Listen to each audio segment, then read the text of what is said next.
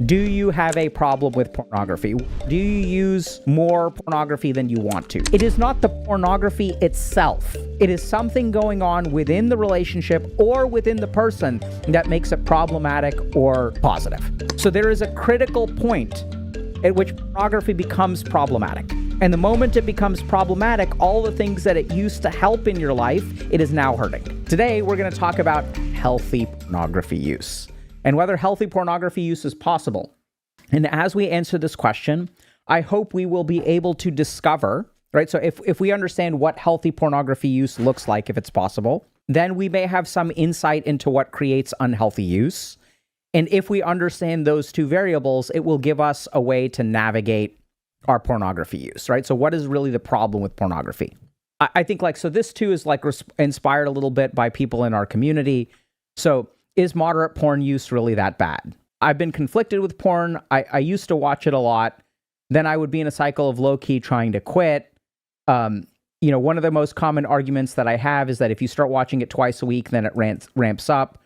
There are people who are clearly pro-porn. I'm concerned about frying my dopamine receptors since porn gives you a high dopamine rush. One final thing is that people say it ruins relationships and makes sex worse. So the counter argument is I usually hear is that I'm replacing porn for sex, but if I stop watching porn when I'm in a relationship where I can have sex, then is it okay to start watching it now if I can't get it any other way? So there's this post is pretty long, and I think it touches on a lot of the common ideas about pornography. Okay, so the first is that porn is bad for you. So we know that porn activates your dopamine receptors. People struggle to sort of figure out how to use pornography in relationships. Is porn something that I should do outside of a relationship? Is it something I should do inside of a relationship? Is it a form of infidelity? What's the deal? Okay. And what's really shocking is that we now sort of have a very good idea of, maybe not a very good idea, a far better idea of what makes pornography problematic. And what we've discovered is actually quite shocking. So there's been an explosion of research in the last 2 or 3 years. And the key thing is there's been a lot of something called meta-analyses. So meta-analyses are when we take studies that have 1,000 participants each, we put them together so that we have a sample size of 50,000 people. One of the studies that we're going to be looking at today combines data from 50,000 individuals. And what we sort of found is quite shocking. When people hear about our coaching program, their first response is usually, why would I work with another human being when I can watch YouTube videos all on my own? Working with a coach is about amplifying your time and effort. We're great at wanting things and even making some progress, but we usually struggle with follow through or have some kind of setback. And that's exactly where working with a coach can help. Coaches provide personalized support to help you set appropriate goals, make progress, and even work through setbacks. Just let us know what your goals are, what kind of support you're looking for, and we'll match you with the best coach for your unique needs. Check out the link in the description below to see if coaching is right for you. So a couple of the key things that, as we've combined all this data, here are a couple of shocking things that float to the surface. The first is that the amount of pornography that you watch does not seem to be correlated with how damaging it is. Shocking. So there are people who watch a lot of pornography for whom it is a big problem, and people who watch a lot of pornography for whom it is not a big problem. So this kind of general idea that, once you start ramping up, it becomes more damaging, that doesn't appear to be the case. Okay? And we'll support this all with data in a second. Second thing is that there's this really contentious idea around pornography and relationships. But as the data shows, a lot of pornography actually enhances relationships. So pornography can be used to enhance relationships, or it can cause problem in relationships. And we'll sort of dissect why that happens, okay? So these are two really big things. Third thing is that it seems that whether pornography is harmful or not doesn't depend on whether you're in a relationship, doesn't depend on the frequency of usage, but depends on the way that you use it. And this is what I think is sort of floating to the surface. So we have all these ideas that porn is bad for us, right? And we have this idea that porn is this stuff that affects the brain. And that's something that I've explained several times before, how it affects the brain, affects our dopamine receptors, affects our emotional circuitry. So therefore it is bad.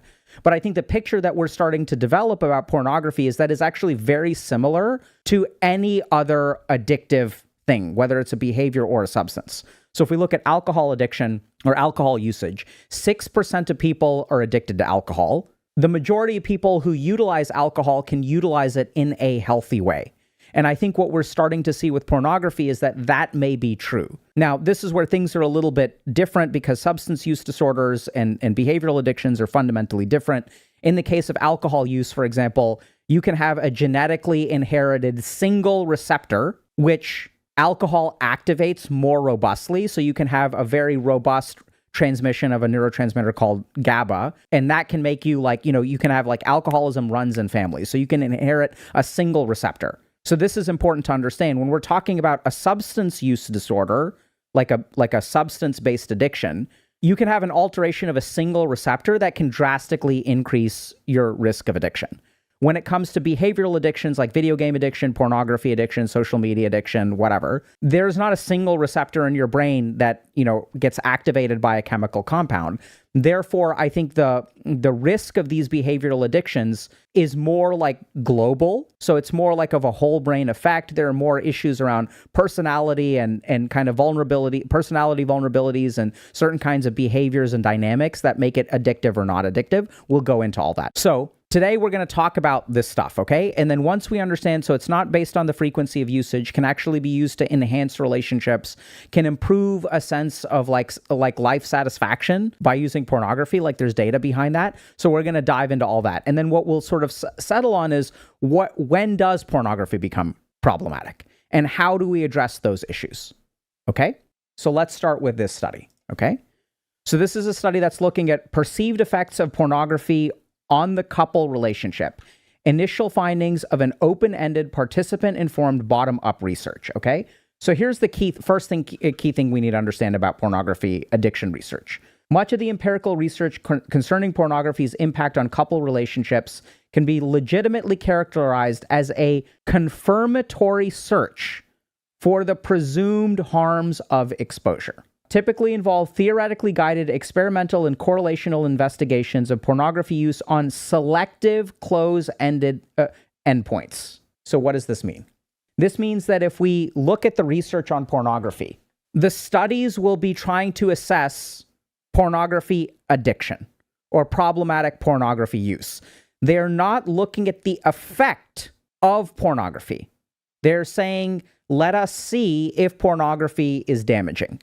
So when these researchers are doing this investigation, they will craft their questions and frame the study in a way that presumes that pornography is harmful. So they'll use close-ended questions like, do you have a problem with pornography? Or do you use more pornography than you want to, for example? So if you look at that question, I can answer yes to that question, but that doesn't mean that I have a problem with pornography, right? You could say, do you eat more chips than you want to?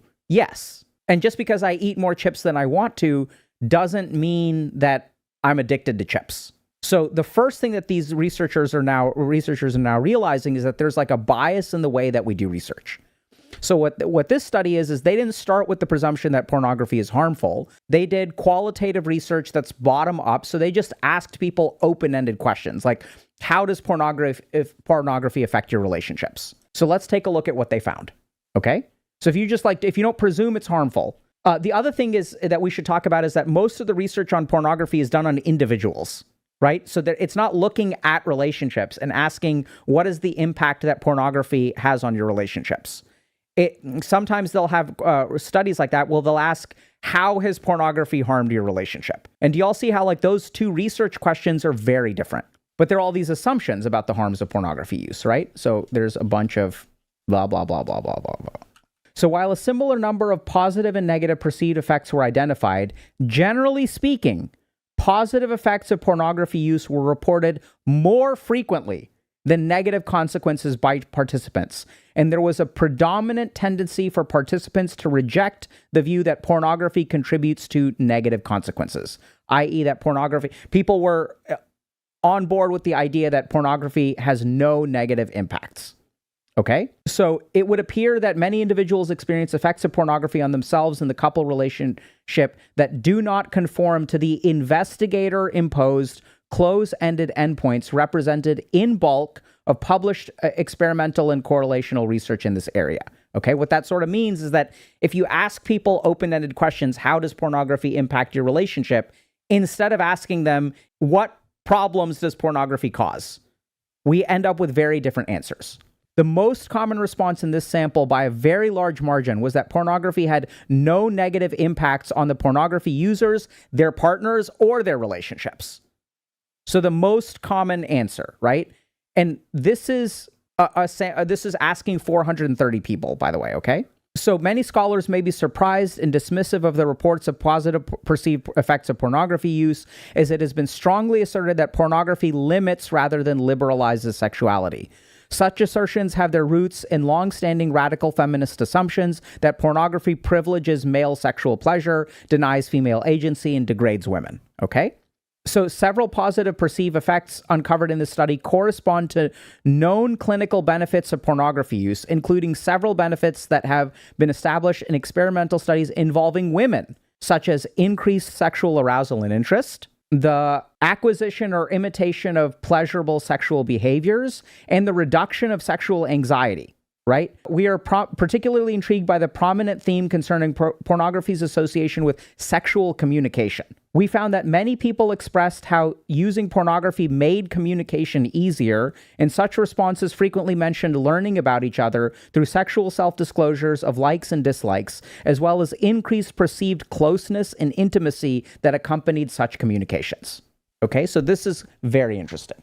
Now, we're going to present a lot more nuance than this, okay?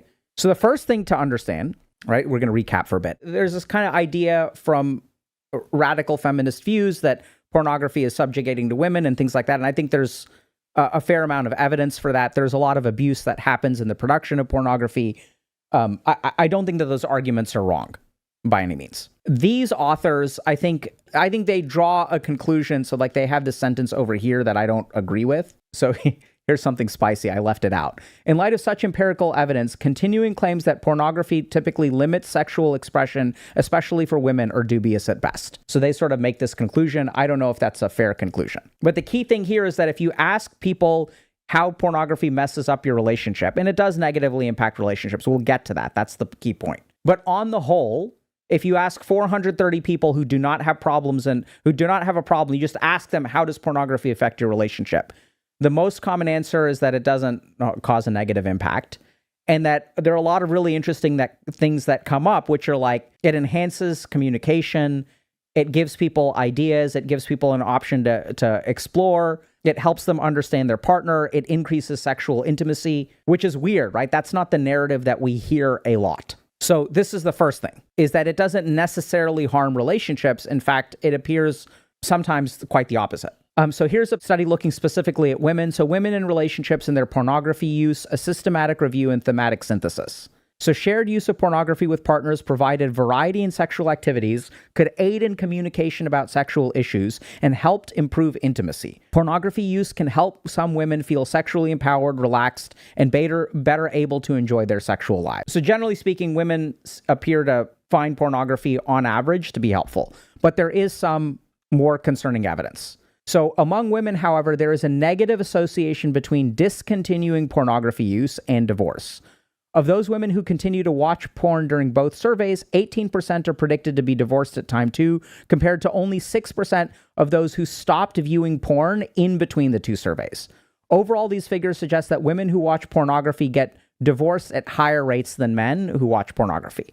So this is a bit of data that seems to imply that women who continue to watch pornography after they enter a relationship have a higher rate of breaking up. And some of these concerns about pornography in the relationship are valid, right? So nearly 1/3 of engaged and married women report that they view pornography as a form of marital infidelity. So there are actually there are absolutely pockets of people who find pornography use problematic in relationships. And there is some evidence that it leads to higher rates of breakup and divorce.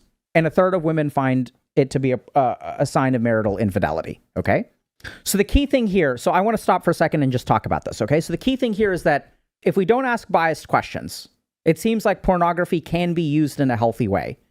That even women find, I don't know if I can say the majority of women, but there is a solid amount of evidence that many women find pornography use in relationships and men in relationships as non-negative things. In fact, it can enhance communication and intimacy and lead to things like exploration. But there is evidence that even though people feel like it can be good, there is an increased risk of breakup and divorce, that a third of women consider it to be some form of infidelity, right? So this is where I think we're kind of getting into like why we want to talk about this today.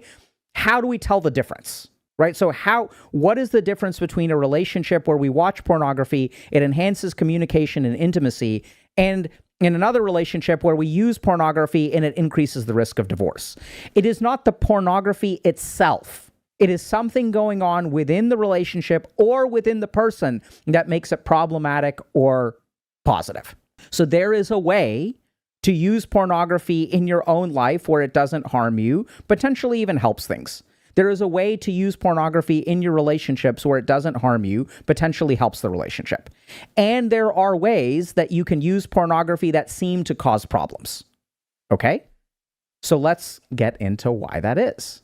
So now let's talk about pornography consumption and satisfaction, a meta-analysis. Okay? So this is looking at the relationship between pornography consumption and satisfaction. So in early papers, authors primarily hypothesized that pornography had detrimental effects on satisfaction, i.e., if you watch pornography, it's going to ruin sex for you, right? First, that satisfaction is a subjective state influenced by comparisons to others and their experiences. So basically, people assumed that pornography would have a detrimental effect on your satisfaction. And the reason is because if you watch porn, you have all these unrealistic expectations of what sex looks like and stuff like that. And then when you engage in the real thing, the tits are not huge, the penises are not huge, not everything is huge and bouncy and super high def and colorful and whatever, right? And so therefore, you will feel less satisfied than the real thing. Second, that pornographic actors are more sexually attracted and skilled than most consumers and their partners, and the gratifications from sex depicted in pornography exceed the gratifications that most consumers experience in their lives, right? So the gratification that is portrayed in pornography with all the yelling and the screaming and the wriggling and the shaking and the moaning and the whatever is like so big, and like the gallons and gallons of bodily fluids that are expressed. Real life just isn't like that. Penis is like 4 inches. The sexual act on average lasts 3 to 7 minutes. 50% of women prefer that it be done within 10 to 15 minutes. And so like if there's this like larger than life kind of representation, you compare it to the real thing, you will feel inferior. Okay? In recent papers, however, it has become common for authors to reason that pornography may enhance the satisfaction of consumers. For example, in a series of studies, Hald and colleagues found that when queried about how pornography has impacted them, consumers report that their use has increased their satisfaction with their sexual knowledge, outlook, efficacy, skill, relations, experiences, and even their life in general. Like, what? If you ask people, like, how does porn affect your life? They're like, yeah. It makes me better at life in general. It makes me more effective. I'm learning some secret jutsus from the Pornhub. People who consume pornography more frequently and for longer durations are especially likely to perceive such positive impacts. What? So people who watch more porn and watch porn longer are more likely to say that it increases their sexual knowledge, their outlook, their efficacy, their skill, their relations. Yeah, I watch porn for an hour 3 times a week. It really enhances my relationships and it really improves my life. Like, what? Okay. So this is strange, right? This is not the bill of sale. Like, this is not what we were sold. And so is it really that bad? Because there's all these kinds of communities, right? About, like NoFap and things like that. So like, let's try to dig into the highs and lows of pornography use. Does motivation affect users' life satisfaction? So now this is important. So if you look at some studies on pornography, they show that as you use pornography, your life satisfaction goes down. You have depressive effects. We're going to get to those studies in more detail in a second. Now, this is a really cool study because this is a study that's trying to figure out For the people who have highs from pornography and people who have lows from pornography, what's the difference? If it improves your life satisfaction or makes your life satisfaction worse, what is the difference? So now we're getting to a more nuanced understanding of pornography. So, however, these authors of these studies caution that these self-perceived effects may also be due to rationalization, justification, and biased optimism. It is common for people to rationalize and justify and to perceive themselves as personally less susceptible to any negative impacts of the behaviors that provide them with immediate and powerful rewards, right? So great job, chat. Y'all pointed out, hey, like maybe it really doesn't have these effects. Maybe people are wrong, they're biased, they're not going to answer honestly, and that's a consideration in the research for sure. Okay, so now let's look at the highs and lows of pornography use, because there are, not the counter argument, but an additional data point to consider is that some studies show that it causes problems and some studies show that it doesn't cause problems. So now this study is trying to figure out, does motivation affect users' life satisfaction? This is an important study. We're going to pause for a second, okay? So we know that porn harms some people, seems to help some people. So now the question is, what's the difference? Is the reason that you use pornography, is your motivation towards pornography, does that influence whether it helps your life or harms your life? Okay, really cool question. Participants with problematic pornography use felt less satisfied with their life, were less self-aware, and experienced lower levels of perceived choice than both the no symptom and few symptom groups. Okay? So this is a study that's looking at problematic pornography use versus non-problematic pornography use, and what's the difference? Studies focused on the effect of problematic use on sexual well-being and pornography use on sexual well-being and satisfaction suggested that although it can have positive effects on one's attitude, sexual well-being, and sexual satisfaction, when it becomes problematic, it is often associated with negative outcomes on the aforementioned variables. So this is important to understand. There is a camp of people for whom it is okay. And if we shift into problematic use, all of the things that pornography enhances, it now starts to damage, right? So like pornography use is a little bit like drinking water. So drinking water is generally speaking healthy for you. But if you cross over into hyponatremia, which is consuming too much water, and your sodium balance drops, suddenly water which helped you can start to now cause weird swelling in your brain and things like that. So there is a critical point at which pornography becomes problematic. And the moment it becomes problematic, all the things that it used to help in your life, it is now hurting. Okay? Let's see if we can figure out why. So now let's look at the discussion. Our results suggest that compared to non-problematic pornography users, individuals with problematic pornography use experience less self-awareness and have a lesser sense of choice. Specifically, that less autonomous and more extrinsic motivations are associated with higher levels of problematic pornography use, okay? So people who are not very self-aware and feel like they're out of control in life, people who are driven more by extrinsic motivations, people who feel like they are not autonomous with their pornography use, those are the signs of problematic pornography use. Now, this is where things become a little bit tricky, because if I'm addicted to porn, does that lead to a lack of autonomy, or does a lack of autonomy lead to problematic pornography use? Do y'all understand that? It's like, maybe I feel out of control, which is why I feel out of control. Like I'm addicted to porn. It makes me out of control. Is it the chicken or the egg? Based on current outcomes, we can posit that individuals who experience negative symptoms associated with pornography use are less self-determined and autonomous in their motivation and are less satisfied with their life. Okay? So this is like sort of seems obvious, right? Where like if you have negative symptoms with pornography use, you're going to be less satisfied, less self-determination, less autonomy, and less satisfied with your life. Okay? Now we get to the mother lode. And then we tie it together.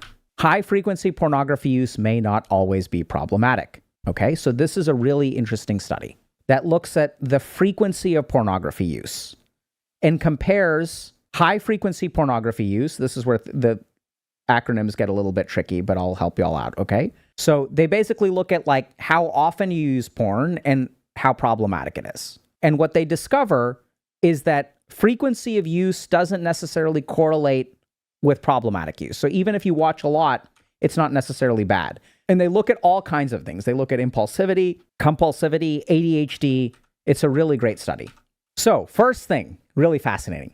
ADHD symptoms did not distinguish between non-problematic high-frequency use, i.e. people who watch a lot of porn but doesn't affect them negatively, and problematic high-frequency use. So both categories are watching a lot, but ADHD doesn't seem to affect whether it's problematic or not. What ADHD does do is seems to correlate with higher levels of usage, but not necessarily problematic usage, despite previous results reporting a positive association between ADHD and problematic use. So I think this is really important. Okay? Previous studies have showed that ADHD correlates with problematic pornography usage. But if you separate, what it probably correlates with is more pornography usage, but not necessarily problematic. So it increases the total amount of porn consumed, not necessarily making it harmful, okay? The latter finding is consistent with the criteria for hypersexuality disorder that include engaging in behaviors such as pornography viewing to escape from or cope with negative mood states. Regarding stress, well-being, and depression domains, measures of perceived stress, mindfulness, and satisfaction with one's life did not differentiate between non-problematic high-frequency use and problematic high-frequency use. So this is crazy. So stress, well-being, and depression domains, measures of perceived stress, mindfulness, or satisfaction with one's life, do not appear to differentiate people who are healthy gooners from people who are unhealthy gooners. Okay? According to the present results, individuals having lower levels of self-esteem were more likely to belong to the problematic high-frequency use. So low self-esteem seems to be critical. Not stress, not how mindful you are. So you can be like meditating a lot, but if you still have low self-esteem, now we're really getting somewhere. If you use pornography to cope with negative mood states, that's a problem. Not directly. So this is kind of tricky, okay? So I'm going to explain this. You may say, but hold on a second, Dr. K, let's look at this sentence and this sentence. This sentence says, depression is not correlated with problematic use, this sentence right here. And this sentence says, escaping from negative mood states is associated with problematic use. Okay, so let's talk about this. So it's not whether you're depressed or not. It is how you manage those feelings of depression. Do y'all understand the difference? This is critical. So depression or well-being or life satisfaction aren't directly correlated. It is the way in which you use the pornography. It's not the feelings themselves that cause the pornography problems. It is the way that you use the pornography in relation to the feelings. So there are a lot of people who are depressed who watch porn but don't use it as a coping mechanism. They may be in relationships where it actually enhances their sexual intimacy and their feeling of connection. So it is not the presence or absence of depression. It is how the pornography combines with the feelings of depression. Key thing, though, is that it seems like self-esteem as a variable is correlated with problematic use, okay? So if you feel bad about yourself and you watch pornography, that is probably a problem, okay? This is all correlational data. So among men who viewed pornography and thought about it as wrong, relatively low frequencies of pornography viewing were associated with depressive symptoms. So this is also really interesting. The way you view pornography, issues of moral incongruence and religious views, that's what causes the problem. So it's not how much you watch. If I think watching pornography is wrong, if I'm in a relationship where my partner thinks watching pornography is moral infidelity, then if I watch pornography, then it causes problems. It is my attitude towards pornography plus a small amount of usage that causes the problem, not the pornography itself. There is something within my mind that when combined with pornography can make it healthy for me or unhealthy for me, okay? So overall, basic psychological needs frustration contribute importantly to illness and impairment. Individuals who feel they cannot develop mutual, meaningful social relationships because they are hindered in them may find pornography is an easy way to feel connected to someone, especially in the case of feeling that they are hindered in their romantic relationships. This process could result in a vicious cycle of problematic pornography use in which the individual cannot develop meaningful personal relationships, thus consuming more pornographic materials, which in turn could result in even fewer social interactions. Furthermore, individuals who feel ineffective in their environment and feel that they are thwarted in fulfilling their capacities might turn to pornography as a tool to reduce their negative feelings and emotions deriving from competence frustration, such as in the case of depression. Okay? non-problematic high-frequency users and problematic high-frequency user groups, competence and relatedness frustration differentiated the classes. Okay? So now we're going to tie it together. So, is porn bad? The answer is, it depends. Okay? So the first thing that's really interesting is frequency is not directly correlated with bad or good. So you can watch a ton of porn. Doesn't necessarily mean that it's harmful. That there are cases where it enhances intimacy, satisfaction. It's like, yeah, like I got a promotion. I went home and I watched porn for a while. Like I'm living the life. It's great, dude. It's great. Okay. It can also enhance relationships. So it's not bad. And then it's bad. So let's understand what makes it bad. Okay. So we know that pornography is associated with loneliness. Pornography can cause relationship problems. And we'll talk about relationship problems in a second. But here's the key thing. So this issue, I want to kind of pull this up because this is like, it's nuanced and it's important. Okay. Basic psychological needs frustration. This is the problem. This is the nuts and bolts. So it's psychological needs frustration. This is really important to understand. Problematic pornography use does not depend on whether your needs are satisfied or not. So psychological needs frustration comes from something called self-determination theory. And what they basically say is that human beings have a need, or let's say love. Psychological frustration does not come from whether this box is filled in or not, okay? You can have an empty box and be fine. What causes the problem is when I try to fill in the box and it doesn't work. So when I make an attempt and I am rebuffed, that is what causes the problem. So people who try to engage in relationships, and psychological determination theory has a couple of components, okay? The first is autonomy. So when my autonomy is suppressed, when my competence is undermined, and my attempts to relate/connect with others are rebuffed. This is really important to understand.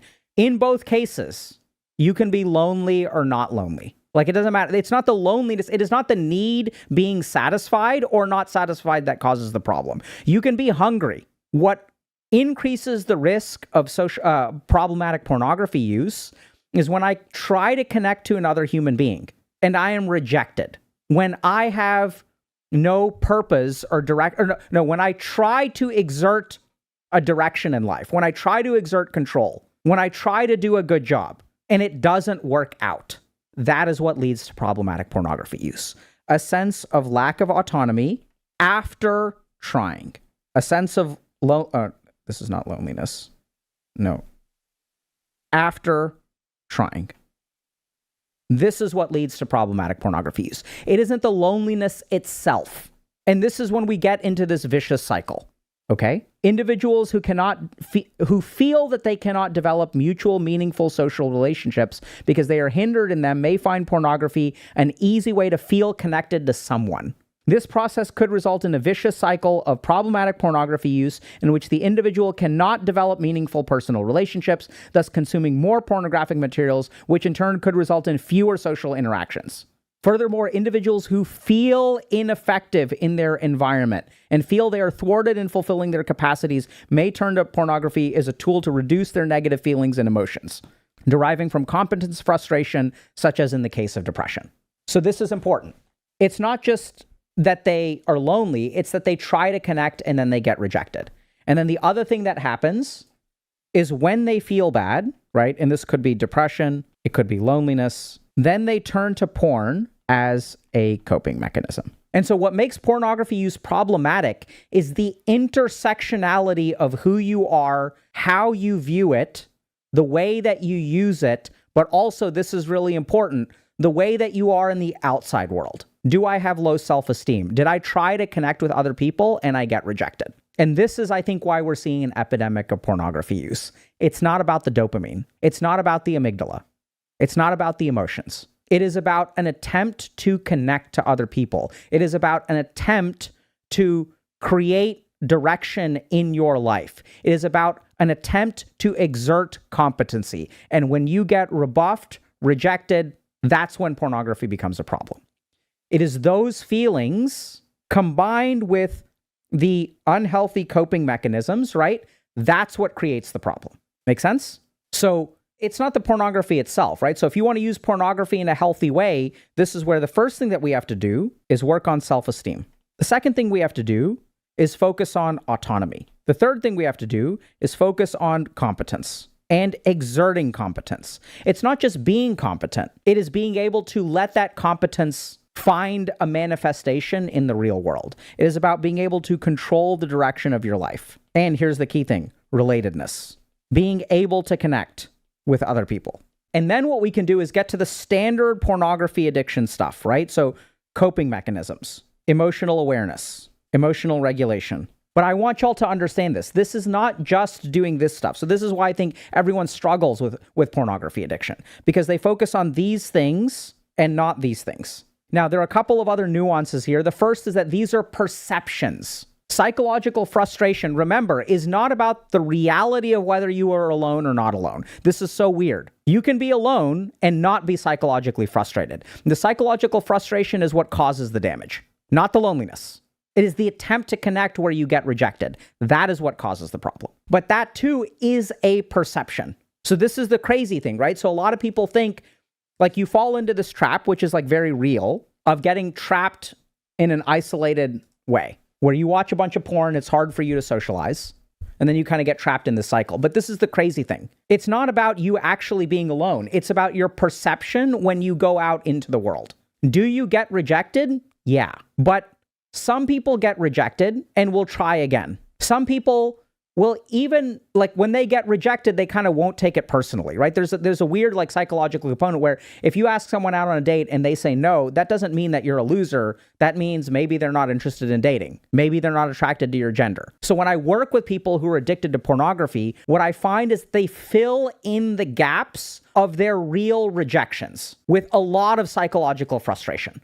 And this is what makes it so hard. It's not that the rejection isn't real, but it is not the rejection, or it is not that the loneliness is not real. The loneliness is real, but the loneliness is not the problem. It is the attempt to connect followed by the rejection. And this is where this is the really like good and bad thing. The good thing is that part of this is in your perception, not all of it. So there's a reality here, but it is the way that you connect with that reality. It is the way that you interpret that reality. That is what is really in your control, right? So this is where like oftentimes people will get upset with me because Dr. K doesn't understand the reality of my situation. I'm not saying that there isn't a loneliness epidemic. There is a loneliness epidemic. The issue is in a loneliness epidemic, if you are addicted to porn, what can you do? Like we try to work on the system here at Healthy Gamer. Like, you know, we went to Capitol Hill last year or earlier this year and like tried to increase funding for the addiction workforce by $2 billion. So we tried to do things on a systems level, right? We try to do things with the United Nations, World Health Organization, United States government, whatever. We like work on those angles. So we're trying to fix the problem systemically, right? Because the system sucks. But if you're someone who's struggling, you've got two choices. Wait for the system to get better or control what you can in your realm. And this is what makes it so hard because we're so focused on loneliness. We're so focused on NoFap and cutting back our usage. This is the reason why, despite the fact that people are doing all of this stuff, it's not working on a global scale. It may work for some people, but the problem is still increasing. And the reason it's increasing is because we don't understand really what the problem is. So many people I work with who are struggling with pornography spend all of their cognitive energy in trying to watch less. And then they relapse, whereas that's not where the problem is. So you're spending all of your energy digging a hole where there is no water for your well. So you can dig as much as you want to. You're cognitively exhausted. It doesn't even work. There are all these perceptions about, you know, what it does to your relationships. It does not have a effect on the relationship. The effect it has on your relationship depends on who you are, depends on your partner, who your partner is, and how y'all navigate that. We'll get to that in a minute.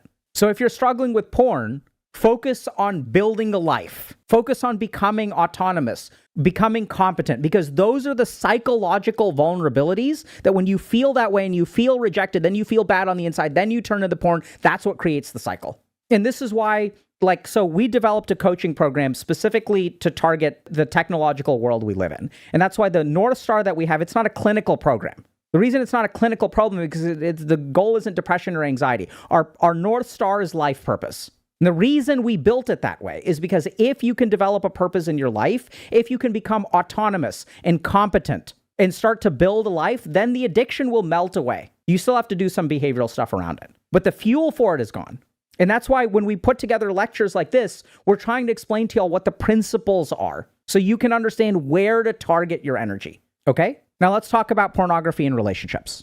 So pornography isn't good or bad for relationships. Whether it is good for bad or for relationships depends on the people involved. So first thing that makes pornography harmful in relationships is a moral stance towards it. The moment that you moralize it, doesn't matter if it's the man, doesn't matter if it's the woman, doesn't matter if you're gay, doesn't matter if you're straight, doesn't matter. Someone who takes a moral view of pornography, presuming there is disharmony, is someone who takes a moral view. I mean, it's only a problem if you use pornography and you think it's bad, or if y'all are in disagreement. So there are cases where if both people are happily like married or whatever, and they both think that pornography is a sin of the devil and no one ever touches pornography, I imagine that they're fine. But the problem isn't the usage, it is the view towards the usage. So if you view it as moral infidelity, it will cause problems in your relationship and likely lead to an increase in divorce. The other cool thing is that couples who use pornography find that it is like really helpful if you can approach it in the right way. The first thing is that it allows for people to explore. So like literally what this looks like, I've had patients who've done this. You know, you watch some pornography and you get excited about something and you're like, hey, can we try this? Because I don't know if this makes sense, but do y'all know how awkward it is to try to tell your partner about your fetishes? Like just how vulnerable you have to be, how scary it is. And then you like have to go into detail, right? Because like, then you speak in like vagues, like, hey, do you ever think about doing other stuff? And they're like, what do you mean other stuff? Like they're on their guard. They're like, I don't know, put your something somewhere. I don't know, put your something somewhere. And they're like, put my something somewhere. What does that mean? What do you want me to put where? Right? It's so awkward. So the amount of communication skill that you need is like really, really high. So instead, what people will use is they'll watch pornography and they'll be like, hey, should we try this? And then there's an experimentation. And in order to experiment, it actually like you have to figure out a system of communication where the pornography can do some basic foundation for you, some scaffolding. So then you start communicating around it. Then you can kind of ask your partner, what do you like about it? What excites you about this? Hey, can we try this? And then it can move in the right direction. I think the huge mistake that a lot of people make, if y'all are like gooners listening to this happens way too often, where like usually, I don't know if it's just because the majority of my patients who I talk with about pornography are dudes, but you know, they'll be like, they will try to turn their relationship into their sexual fantasy. That is harmful, IMO. Where it's like, oh yeah, like, can you do this and do this and do this? I want you to become what I see in the pornography. That I think is bad, right? Because then you're not with your partner. You are trying to turn your partner into a fantasy. So I find that oftentimes like dudes who are like, yeah, like, let's do this and like, let's watch this. They're very self-centered with their approach. They're not considering their partner's feelings. It's not an exploration or experimentation together. That's the key thing. Experimentation means not having an end goal in mind. That means figuring it out together, relying on communication. So if y'all are like dudes out there and you're like, oh, Dr. K says this will enhance our relationships. Let's watch this porn and I want you to do this to my body. No, that's bad. Okay? It's a way to explore. It's a way to connect. It can be anyway. And the more that we make it about our fantasies, the less connected we make it, the more harmful it's going to be. And if you do have, this is the other thing that makes pornography harmful, is having a moralistic attitude towards it in relationships and in your personal life. So if you view yourself as a pornography addict and you say pornography is bad and it's a sin of the devil and things like that, that's going to make things worse, not better. So that's where like practice a little bit of self-compassion. It's not, if you have a goal of like wanting to reduce your pornography use, go for it. But you don't need to beat yourself up in the process. Right? You can say, hey, I want to live a life that has less pornography or no pornography. I don't think it's really healthy for me. It's a process. It's a journey. I'm going to start working on it, but it's not going to be easy. Okay?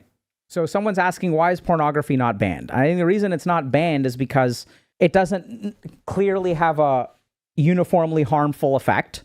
Because we don't ban things that people like that hurt us unless they are all damaging. Right? So we have alcohol, we have nicotine, we have all kinds of addictions, video games, gambling. We have all kinds of harmful stuff that we allow because people like it and it doesn't hurt everybody.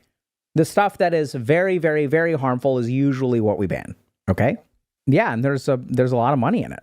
NoFap opened my eyes. It's not just about urges, it's about respect. So let's look at a post. And now that we know more of the science, let's try to take a look at a post and see where we how we can analyze this, okay? This is not hate, not red pill, not misogyny. It's a wake-up call for men to stop giving away our energy, stop chasing fake validation, and start building real self-respect. I joined NoFap to stop wasting time on urges, but what I realized in just a few clean days is this: the problem goes way deeper.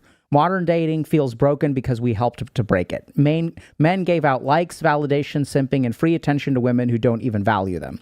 Even average girls have 10,000 plus followers and 100 thirsty DMs, not because they've earned it. I'm not quite sure what it means to earn it, but because we've enabled it. Threes, ghost sevens, good men are invisible, validation is the currency, and we're broke. NoFap helps you wake up. When you stop fapping and chasing your illusions, you start seeing how bad it's gotten. Stop giving free validation to women who give you nothing back. Unfollow thirst traps. Build your value. Stop begging to be seen. Say no to porn, OnlyFans, and digital illusions. Remember, self-respect is the first step to real love. We as men must act together. One guy doing NoFap isn't enough, but millions of us reclaiming our power. That wires the whole system. Share this, spread it, post it, post it, post it. Not for clout, for truth. Respect isn't given to men who chase. It's earned by men who grow. So let's start with this, right? So now let's go through our paradigm and see if we can suss out what's going on here. So this is going to be cool. What do you think this person thinks about their self-esteem? Self-esteem is high or low? This is good. Super mixed is great. So I think this is really good. So y'all are saying super mixed, and this is exactly the problem, is that people have a sense of what the problem is, but they don't really understand what the problem is. Okay? So self-esteem is absolutely in the pits. We need to teach ourselves self-respect. We need to have self-respect. All of us need to have self-respect. Everyone in the NoFap community, let's do self-respect together, bros. It's not, I don't respect myself. It's projecting out onto everybody else. How do y'all feel about this person's sense of autonomy? Do you think this person is in control of their life? Right? Stop giving out free validation. Unfollow. Build your value. Stop begging to be seen. What do y'all think about this person's sense of autonomy? Whoa. What do we think about their competence? Right? So competence, I think, is kind of hard. Maybe they're competent, maybe they aren't. Right? Relatedness. How do you feel about their... Yeah, so we'll leave a question mark there. How do you feel about their capacity to relate and connect to other human beings? Do you think that they are psychologically frustrated? That they have a psychological need that they try to get met that then gets rejected? Low. Here it is. Look at this. And I swear I didn't find a post that perfectly fits this model. The post came first. Someone on our content team sent me this post and they're like, what do you think about this? So we look at the data and suddenly everything becomes clear. So here's where I think the problem is. Here's how we change it. Stop giving validation. Unfollow thirst traps. Build your value. Your mind, your income, your wealth. Stop begging to be seen. So I think the problem with this is all in relation to the other person, except for this, right? They think, and this is what I think the problem is. This is where all the misogyny comes from. See, if you're addicted to pornography or you're in this alpha male kind of thinking, it's not necessarily misogyny. It's not necessarily hate. But there's still, the locus of power is still with the other person. So you think oh, I am weak because I simp. We all simp. We're all weak. If we stop simping, then we will be strong automatically. That's not how it works. It is not the stopping of the simping that makes you strong. It is the development of strength that no longer makes you need to simp. It's the other way around. The answers have there's a behavioral component, sure, where if you're just doing this all the time, it's hard, but this should not be your focus. This is a great focus. Build a life that is worth living. These behaviors will melt away. And this is the problem, is if you say, stop giving free validation, what's that going to be driven by? It's going to be driven by anger. Stop it. I hate you and I hate myself. You're giving into that emotion. You're amplifying that emotion. The more you amplify that emotion, the more you're pouring gasoline onto a fire. So we try to hard knuckle ourselves, It can help. Certainly. It can get you started, but it's not the root of the problem. Stopping to give someone validation will just turn you into a cold person. It's not actually filling the void. Nowhere in here is this person saying, connect with another human being. Find a partner who loves you, right? They sort of talk about building your value. And I don't blame this person. I don't think this person is bad or anything like that. I think this person is on their journey. They've discovered something. They're sharing it with someone. This is the beautiful thing about the internet, is that we don't have to know all the answers. We're all on a journey. We can figure out a piece. It's kind of in the right direction. But do y'all see how, like, in the right direction can fall off very quickly because of a couple of fundamentals? Like, if I dial your phone number and I mess up one digit by 10%, I end up in a completely different place. So I think the problem that I see a lot with pornography addiction today is that you have to know all of it, or as much of it as you can get. It doesn't work to just figure out one piece, because then your solutions will be in the wrong direction. Stop giving validation. Ask yourself why you're giving validation. Just focus your energy not on resisting to give validation. Focus your energy on building a life that is worth living. Once you feel better about yourself, you won't need to give anyone validation. Why do you give people validation? Because you crave something in return. Why do I tell you you're the prettiest belle of the ball? Because I want something from you. Feel satisfied within yourself, and all of this behavior will go away, right? Stop begging to be seen. Choose women who choose you. Sounds great. Sounds empowering. But what do you do if no one chooses you? Right? And I think there's a lot of practical stuff here that's good. Like, I think reducing these behaviors is good. But in my experience, the behavior is not, I mean, the behavior is important, but the behavior is half the problem. It's an understanding of the underlying mechanism, okay? And this person wants everybody else to do it. Let's reclaim our power, bros. No, you don't need it. I mean, you guys get the anger? It's like, I'm tired of these people getting all this validation, okay? All right, so let's take questions. Does the type of porn matter whether it's healthy or not? Basically, I think the answer to that is no. So we do not have studies, or I haven't seen any studies that talk about the specific type of porn that you watch and the impact that it has. So it could matter, but we have no data to suggest that it matters. And I think we have enough research now to where we know what the problems are. The problems aren't in the porn itself. Whether the porn becomes problematic for you. So think about this, right? If the effect is within the pornography, then it should have a universal effect on people. Now, you can make an argument that there's a particular kind of porn that is more damaging, and everyone who watches damaging porn will be damaged. We just don't have data about that. But generally speaking, I think there's convincing evidence that it is the way that you use porn. What is going on in your head and what is going on in the rest of your life? Are you psychologically frustrated because you don't have control in your life? You don't have direction in your life? Your competence cannot show up in the world. You are competent, but it doesn't result in anything. People don't give you a chance to demonstrate your competence, to build something good. When you try to connect with other people, it doesn't work. You get rejected. Those are the problems, at least as according to the evidence. So right now, the type of porn you watch doesn't seem to matter. Now, if y'all believe it matters, by all means, please share that with me. Hey y'all, hope you enjoyed today's video. We talk about a bunch of topics like this on the channel, so be sure to subscribe for more. If you're already subscribed, GG, and we'll see you in chat.